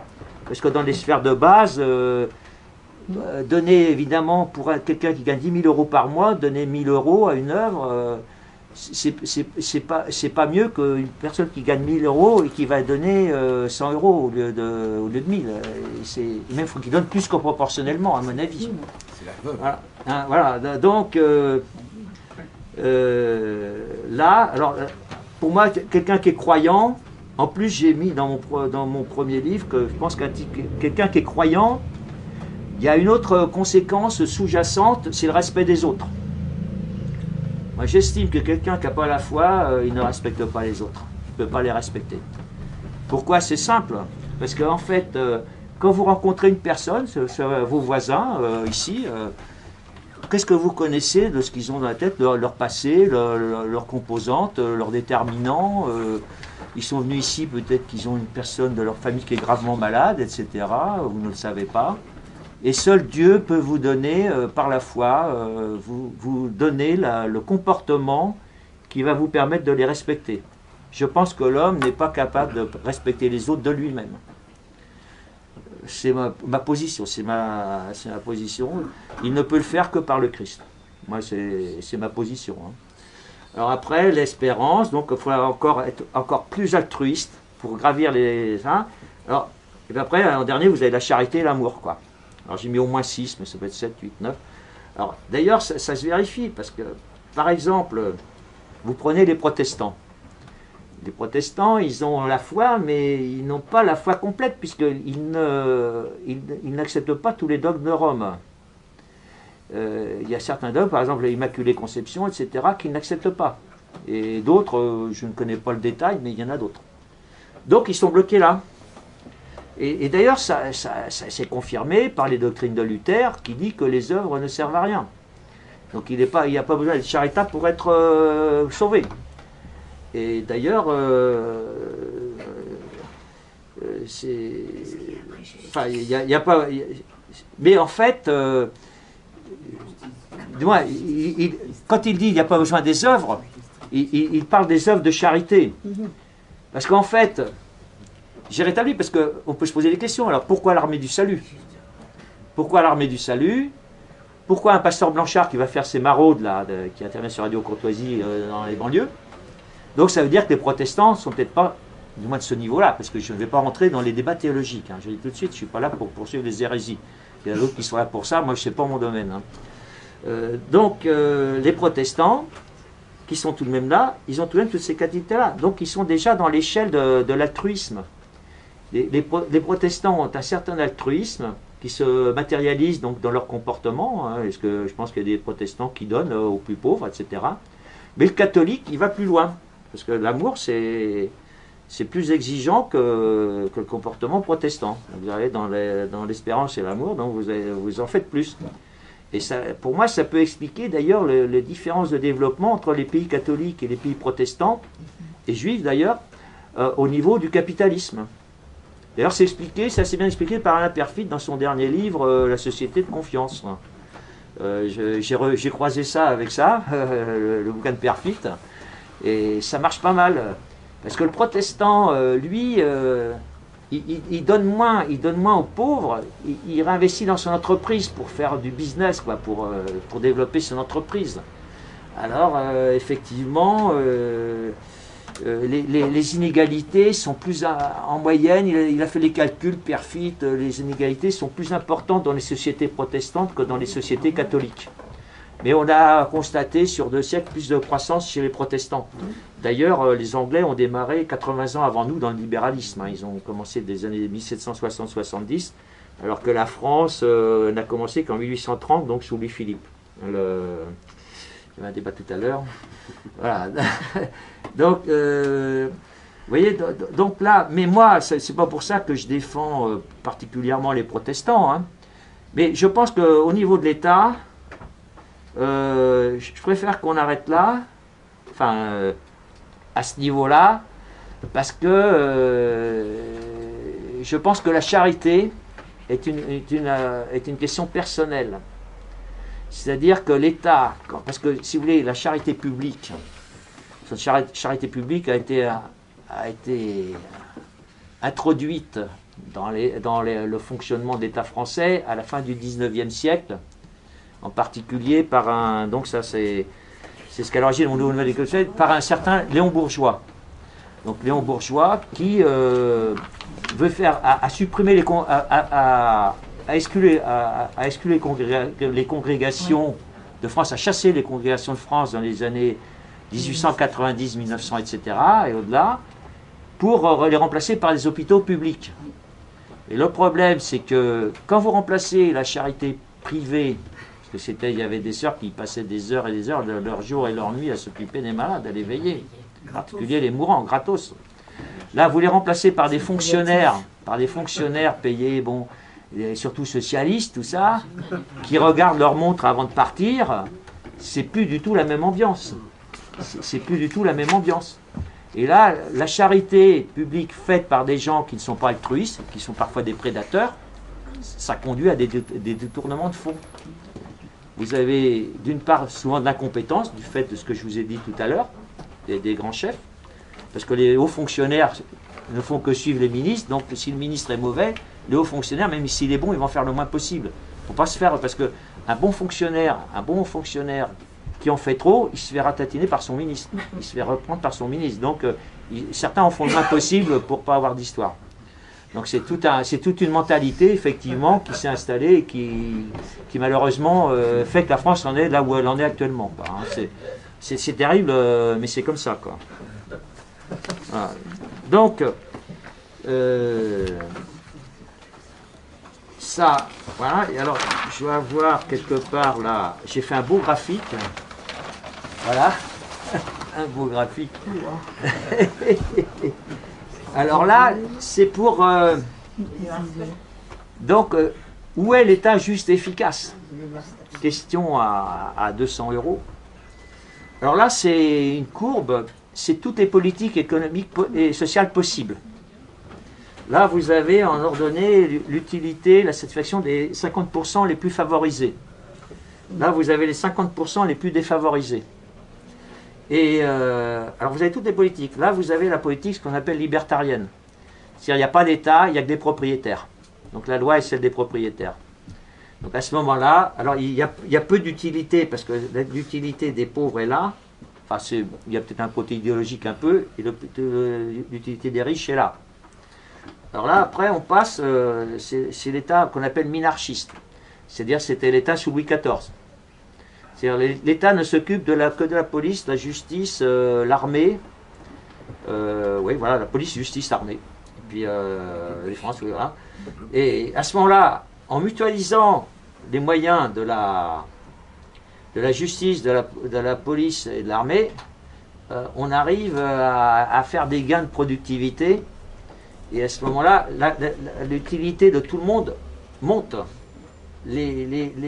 L'utilité, qui est souvent monétaire, des riches monte, mais des pauvres aussi, parce que c'est la projection, là, et donc ça passe de là à là. Voilà, ça monte. Donc on est dans une politique qu'on appelle de gagnant-gagnant. Ensuite, vous allez par là, là. Vous arrivez au point d'intérêt général. JMIB, c'est Bentham, c'est l'économiste anglais Jeremy Bentham qui a créé le terme d'utilité en économie, à la fin du 18e. Alors là, pour aller là, donc ça c'est le point où la population, l'utilité globale de la population est maximale. Là, mais là, en allant là, l'utilité des plus riches diminue, et celle des plus pauvres augmente, puisque ça passe là, ça passe de là, c'était là, ça passe là, et ça passe là. Et alors pourquoi l'utilité globale augmente de là à là? C'est parce que l'utilité des plus pauvres augmente plus vite que de baisse celle des riches.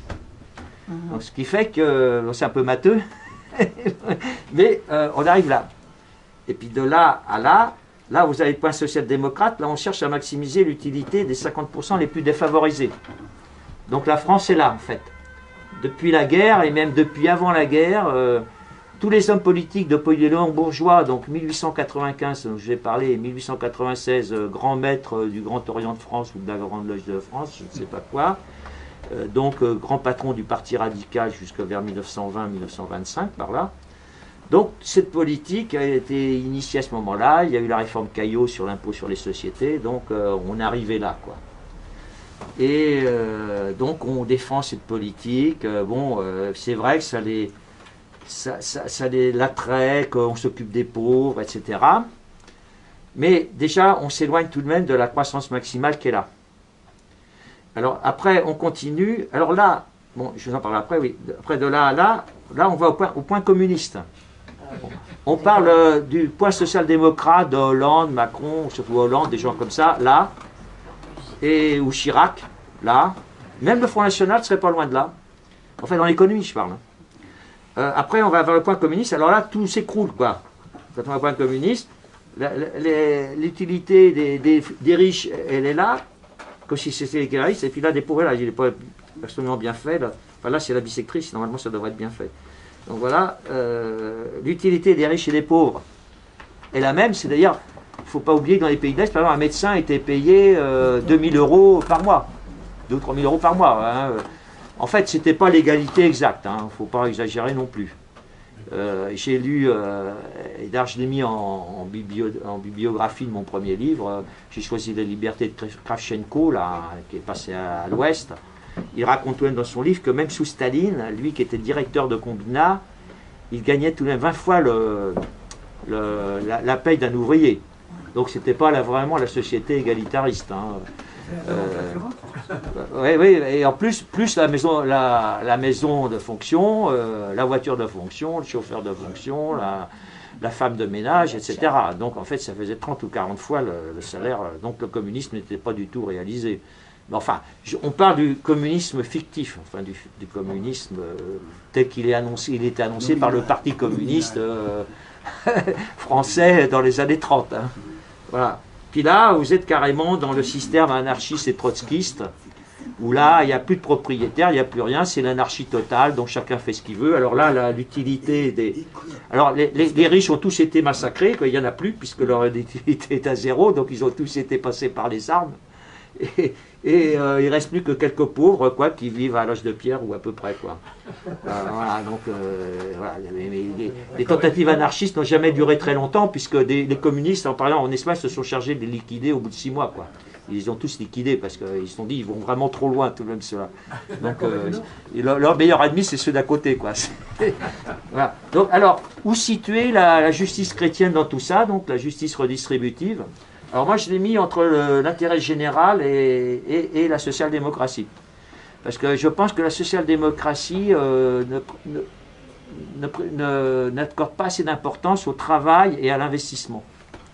Et que quand on est à ce point-là, le point R.C. Rawls, c'est un philosophe américain, philosophe économiste américain, donc qui est un théoricien de ça aussi. Quand on est là, il y a tout de même un trop grand handicap du travail et du capital, de l'investissement. Et je pense que même un chef d'État chrétien, Premier ministre chrétien, ministre des Finances chrétien, se doit donc de rétablir le dynamisme, l'envie d'entreprendre dans un pays, quoi. Il doit, les ressentistes là, dont je vous ai parlé tout à l'heure, ne doivent pas être, du moins quand ils sont altruistes ou normaux, ne doivent pas être entravés par la politique de l'État. L'État doit,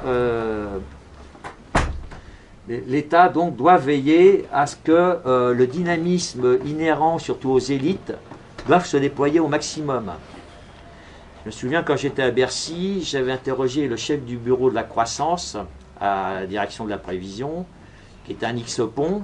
Je lui ai demandé, à votre avis, quelle serait la principale mesure, la première mesure à prendre pour relancer l'économie française? Et alors c'est autant, juste après les lois Aubry, tout ça, vous savez, qu'elle envoyait les inspecteurs du travail regarder à quelle heure les gens partaient des parkings des grandes entreprises, parce que s'ils partaient trop tard, ils pouvaient avoir un PV, je crois, un truc comme ça. Et sa réponse a été, laissez-nous travailler, quoi. C'est-à-dire, un avocat qui veut travailler 70 heures par semaine, laissez-le travailler. Ça embête qui? Un type qui veut travailler 70 heures par semaine, mais s'il gagne 30 ou 40 000 euros, s'il les mérite, ça embête qui? Au contraire, ça crée des emplois. Par son activité, il crée des emplois. Et ça, je crois qu'un chrétien ne peut pas s'y opposer, c'est pas possible. Sinon, le gars, si vous l'empêchez de s'exprimer, il va peut-être se détourner vers des activités beaucoup moins reluisantes. Je ne dis pas quoi. Hein, bon. Voilà, donc j'ai mis le point juste, donc entre le point donc de l'intérêt général bentamien et Rawls. Alors j'ai mis aux 2 tiers normalement, j'ai mis là, parce que là je pense qu'au point bentamien on pourrait avoir 5% de croissance, 5% de croissance pérenne, ça pourrait être entre 4 et 6. Mais alors, comme je vous ai dit, il y aurait des pauvres, les plus fragiles, ils crèvent au bord de la route hein, tout de même. Hein. Alors, c'est sûr, pour aller de là à là, il y a des politiques publiques qui sont nées pour aller du point minarchiste au point d'intérêt général. Il y a la politique de la concurrence et de la consommation, par exemple, l'aide aux consommateurs, etc. La poursuite des ententes et des positions dominantes qui sont là pour faire éclater les positions de monopole. Vous avez, par exemple, les politiques de vaccination obligatoire, des choses comme ça, de prévention. qui sont tout de même très importantes, qui ont été dans le passé pour éradiquer certaines maladies. Vous avez aussi ce qu'on appelle les phénomènes de passagers clandestins. Aujourd'hui, c'est l'inverse. Oui, oui. Vous avez aussi les phénomènes de passagers clandestins. Alors, par exemple, il y a un exemple typique de passagers clandestins. Vous prenez une région où un fleuve peut déborder en cas de crue. Si la collectivité publique ne fait rien, chacun va dire oh, c'est au voisin d'investir, quoi. Parce qu'il faut construire une digue, mais chacun va reporter sur le voisin la responsabilité de construire la digue. Donc quand on va faire un appel de fonds, il y en a la moitié qui ne vont pas donner en disant machin est plus riche que moi, donc c'est à lui de donner, moi je ne donne rien. Donc là, ça justifie donc qu'il y ait de la part des autorités publiques une politique d'intérêt général qui va substituer donc à une politique plus individualiste. On peut dire que dans ces régions-là, on est plus individualiste, une politique d'intérêt général. Donc qui va faire que tout le monde va contribuer en fonction de ses capacités contributives. Alors pourquoi donc à 5%, là je pense que le maximum de croissance au point où on est actuellement en France c'est 2%. Donc là, et qu'on ne peut pas en sortir. Sarkozy a essayé d'en sortir un peu, mais il a été rattrapé par la patrouille, il est revenu au point de départ.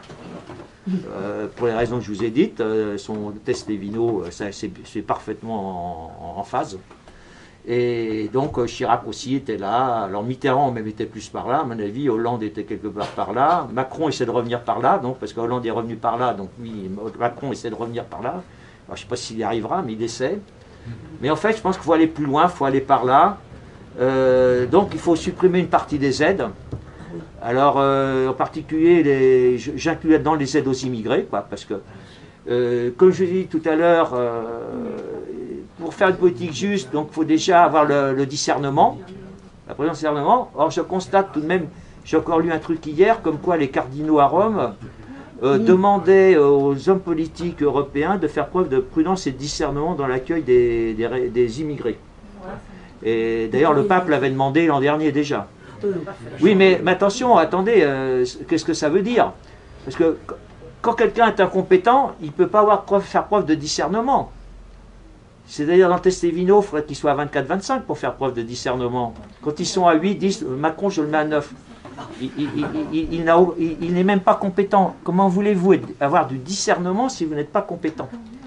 C'est pour ça que la base de tout, c'est la compétence. C'est-à-dire un chrétien doit être compétent.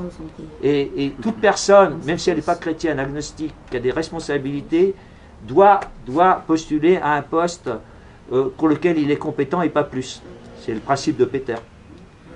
Et par exemple, j'ai même mis une règle. Par exemple, pour être président de la République, j'ai mis 22 dans le test, Premier ministre 19, ministre 16, ministre délégué 13, et puis secrétaire d'État 10. Et encore, je suis gentil, parce qu'à 10, c'est pas vraiment des bons, quoi. Je suis vraiment trop gentil. Mais enfin, dans le cadre de mon mouvement, ça serait plutôt 15 que 10. Hein. Je vous le dis tout de suite. Pour les trouver. Ah, bah c'est ça le problème, je les cherche. Il faut les chercher. donc voilà, donc le point de la justice redistributive, c'est là que j'assimile au bien commun. C'est-à-dire que l'Église parle en permanence de bien commun, mais j'ai encore trouvé personne qui m'ait défini la notion de bien commun. C'est-à-dire, il y a 2 ans, il y a le prix Nobel d'économie français, là, Jean Tirole, X Pont, a écrit un livre sur le bien commun. Et bien sur les 500 pages, je l'ai acheté, j'ai pas réussi à trouver une définition du bien commun. Et donc, moi j'en ai une qui vaut ce qu'elle vaut.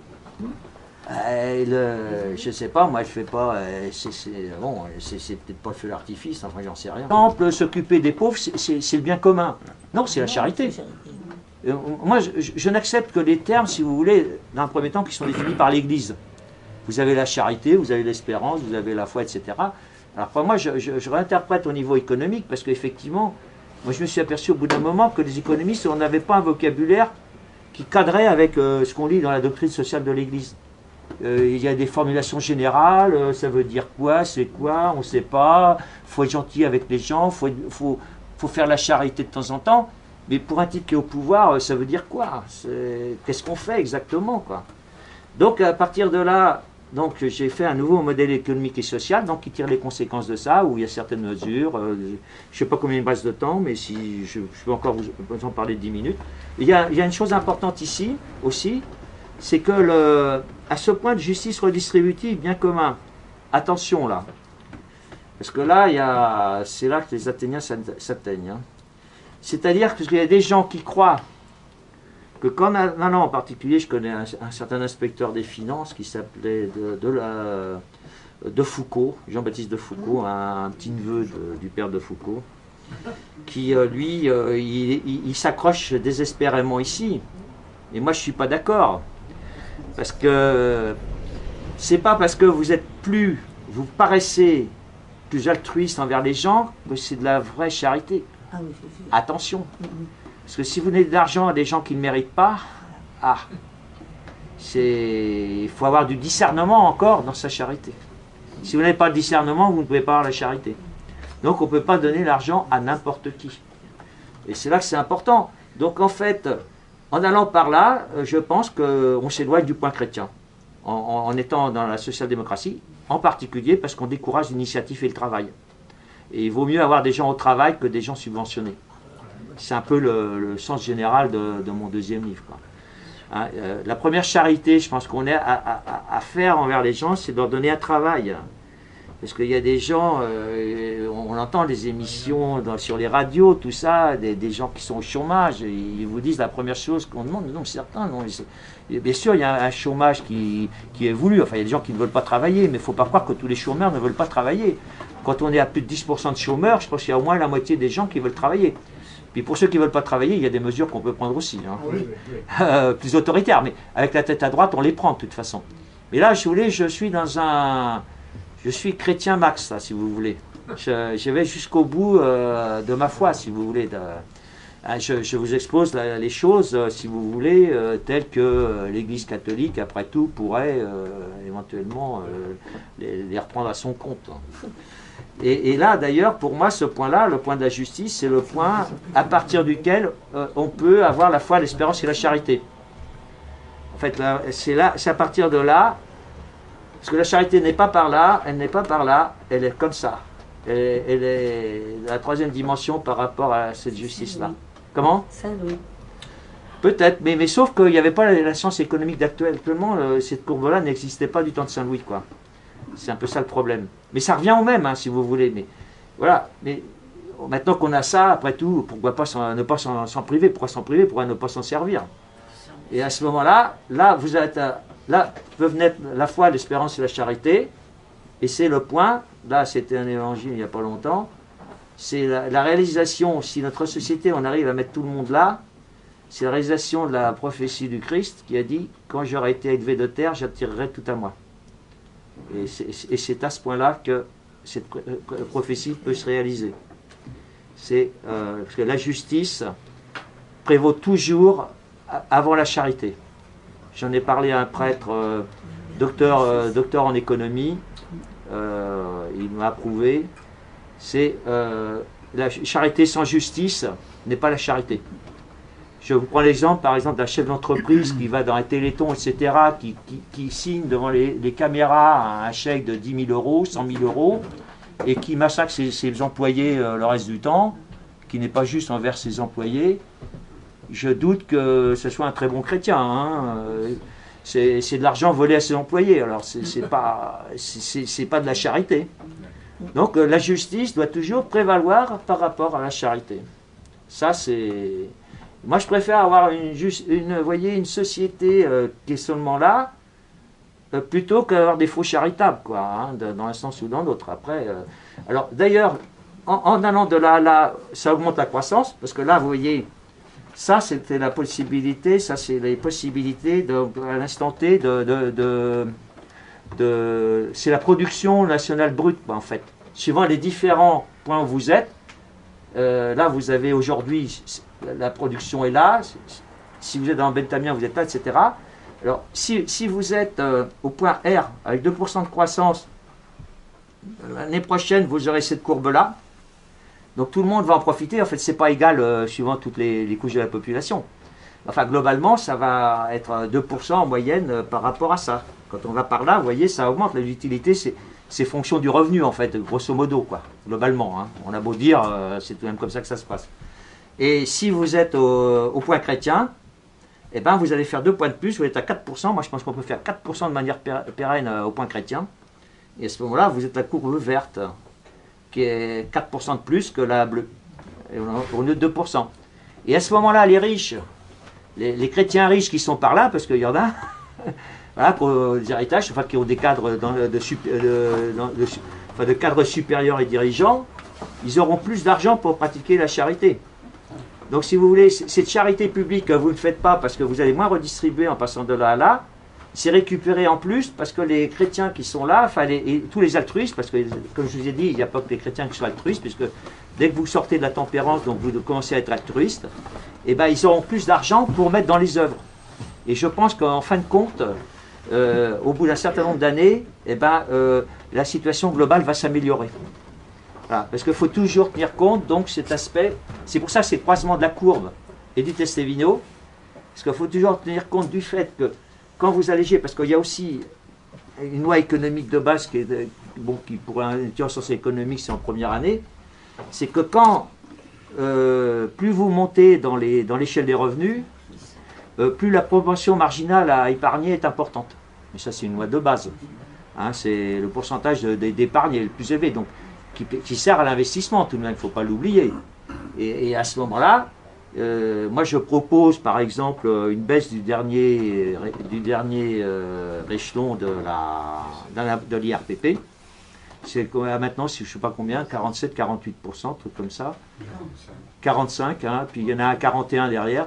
Alors je propose de les ramener à 40 ou 35. Je ne veux pas non plus supprimer la progressivité de l'impôt, mais il faut arriver, si vous voulez, tout de même à faire en sorte d'arriver là. Alors il y a aussi une autre mesure phare dans mon programme, c'est augmenter la différence de revenus entre ceux qui travaillent et ceux qui ne travaillent pas. Alors ça, à ceux qui ne travaillent pas, je parle des chômeurs là. Alors c'est là que je réponds un peu à une objection. C'est-à-dire qu'en Angleterre, par exemple, mais aussi en Allemagne, avec les lois Hartz, et en Angleterre, c'était du temps à la fin de Major, enfin à la fin de Thatcher et Major, ils ont décidé justement de diminuer les allocations chômage. Et je crois peut-être de subventionner les gens qui reprenaient du travail, hein, comme le RSA. Voilà. Donc du coup, sous Tony Blair qui a profité de cette politique, pendant 10 ans, entre 1998 et 2008, la croissance anglaise a été de 3% par an en moyenne. Donc à la fin de Tony Blair, il n'y avait plus beaucoup de chômage en Angleterre. Et ça a été le même cas en Allemagne. Vous savez qu'ils sont tout de même très nettement devant nous. C'était les réformes Hartz de Schröder. Et j'ai lu un article encore il y a une semaine. Alors, je lis sur un site de réinformation, entre guillemets, c'est scandaleux, oui, les chômeurs en Allemagne ont beaucoup moins de revenus qu'en France. Bah oui, parce que c'est la politique qui a été menée justement pour inciter les gens à reprendre le travail. On leur donne des indemnités de chômage moins importantes pour les inciter à prendre le travail. Et ça, ce que je vous dis, si vous voulez, même un chauffeur de taxi le comprend. Puisque une fois, en 1988, j'étais allé à l'université d'été des jeunes giscardiens à Ovoria. J'arrive par le train à Morzine, je prends le taxi, et il me demande où je vais. Je lui dis, je vais à une université d'été des jeunes giscardiens. Ah, et bien, c'était en 88. Ah, Giscard ne m'en parlait pas.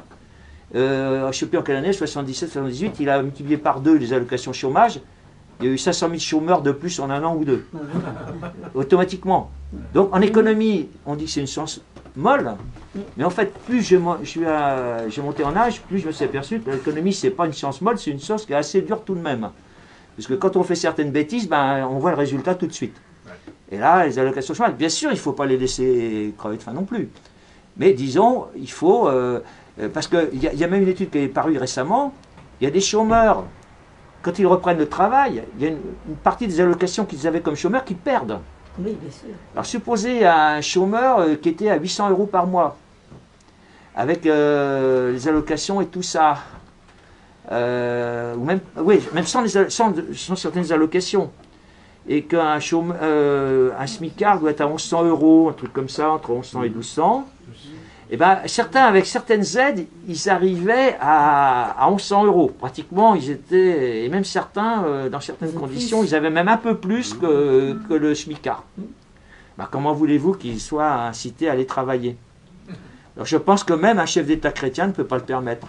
Et puis, il n'a pas le droit d'encourager le vice. Hein. Enfin, moi, je pense qu'il n'a pas le droit. Je ne vous dis pas ça d'une façon cynique, mais je pense que c'est tout de même un chef d'État doit veiller. Alors évidemment, il ne s'agit pas non plus de supprimer le SMIC et tout ça. Je conserve, je vous dis, les aides envers les plus défavorisés, vers les handicapés, etc.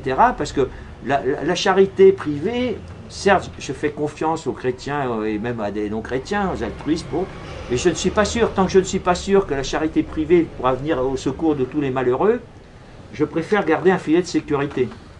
C'est-à-dire que si j'étais sûr que la charité fonctionne, je serais au point B, évidemment, pour avoir 5% de croissance par an. Mais comme je ne suis pas sûr que la charité suppléera la suppression des aides, eh ben je garde tout de même une partie des aides, je vous dis, envers les 15% les plus défavorisés, les handicapés et les accidentés et tout ça. Quoi. Voilà. Ce qui, évidemment, ça me perd un point de croissance par an. Mais si je fais 4% au lieu de 5%, je sais pourquoi. C'est parce que je veux aider ces gens-là. Parce que si je ne les aide pas, ils meurent. Je veux dire, personne ne s'occupera d'eux, ils mourront. La plupart mourront, ils resteront, ils vivront dans des conditions atroces.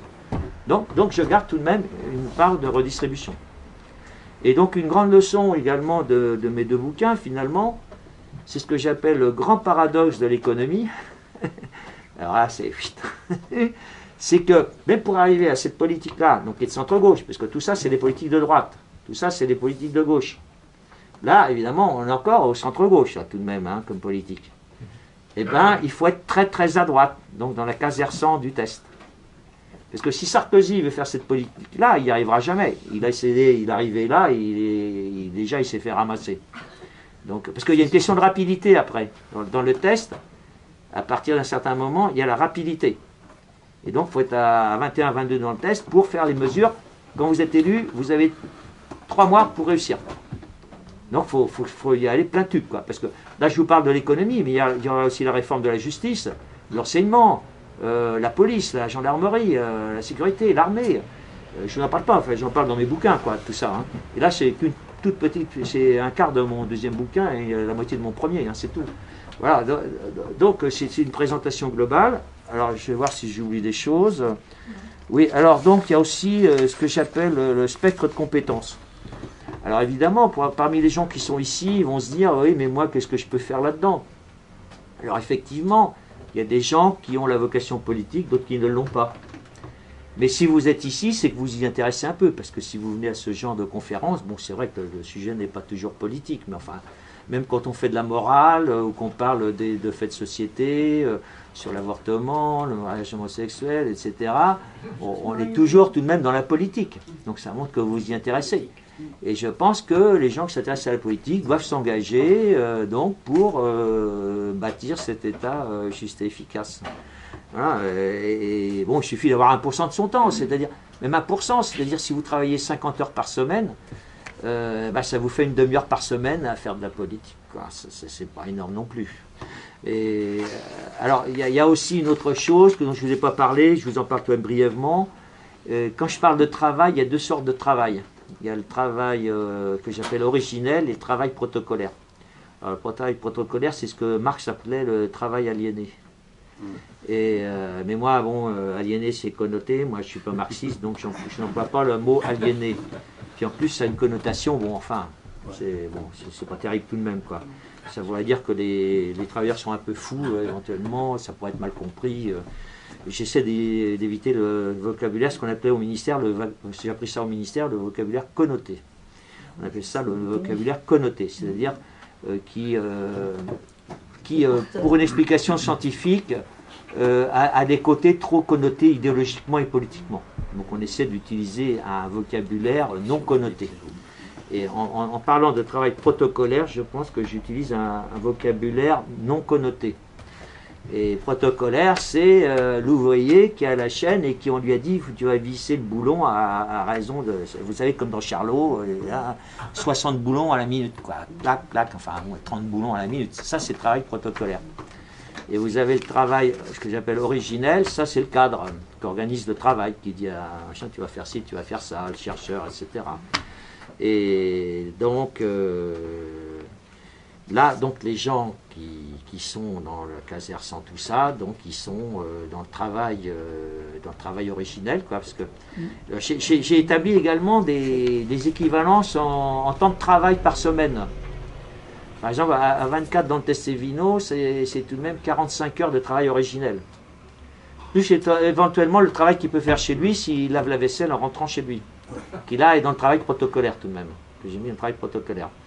Et à combien, mettons, à 40 dans le test, c'est-à-dire les grands patrons, ils arrivent à 75 heures par semaine.